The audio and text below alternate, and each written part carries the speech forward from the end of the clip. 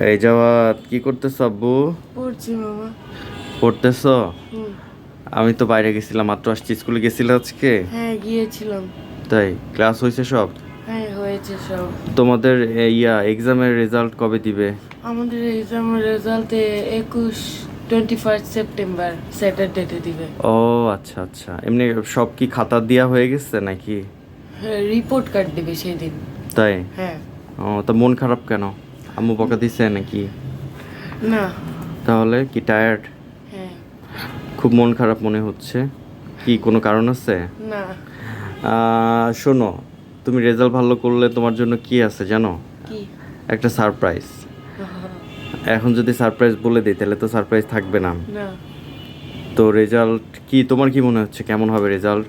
আমার তো মাশাআল্লাহ আমাদের তো খাতা দেখিয়েছে অল্প একটু। মানে তো একটা খাতা দিছে, তুমি আমাকে বলছিলা, বাট হ্যাঁ, নাম্বারটা বলো নাই, বলছো ভালো হয়েছে সারপ্রাইজের জন্য। হ্যাঁ সারপ্রাইজ। তারপর মানে তুমি তো এক্সাম দিছো, এখন তোমার কি মনে হয়? আমি অনেক ভালো করেছি। তাই? হ্যাঁ। যাক আলহামদুলিল্লাহ, ভালো করছো শুনে ভালো লাগতেছে। কোন সাবজেক্ট পড়তেছো? কি ওই যে গ্রামাটিক্যাল পড়ছি। গ্রামার পড়তেছো? ও ওয়ার্ড আচ্ছা আচ্ছা, অফটেন কনফিউজড। বুঝতে পারছি। সো তোমার মানে ডে প্ল্যান কি? যেহেতু স্কুল থেকে আসছো, এখন কি প্ল্যান, কি করলা স্কুল থেকে আসার পরে? স্কুল থেকে আসার পরে আমি ফ্রেশ হয়ে একটু রেস্ট নিয়ে তারপরে গোসল করে আসলাম। গোসল করে আসার পরে আমি এই যে পড়তে বসলাম।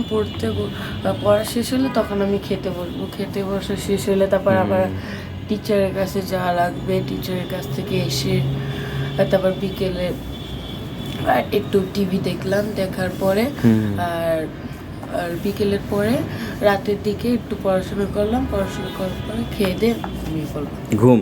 হ্যাঁ। আচ্ছা, তো তোমার স্কুলে বুক ফেয়ার হয়েছিল, হ্যাঁ। সেই মানে তুমি তো নতুন একটা বই কিনেছো, হ্যাঁ। তো সেই বই সম্পর্কে তো আসলে কিছুই বললা না।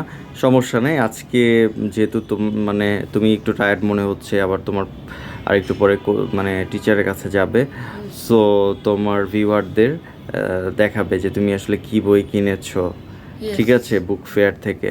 সো তুমি সেটা অবশ্যই জানাবে, ওকে? Okay, guys, follow and bye bye.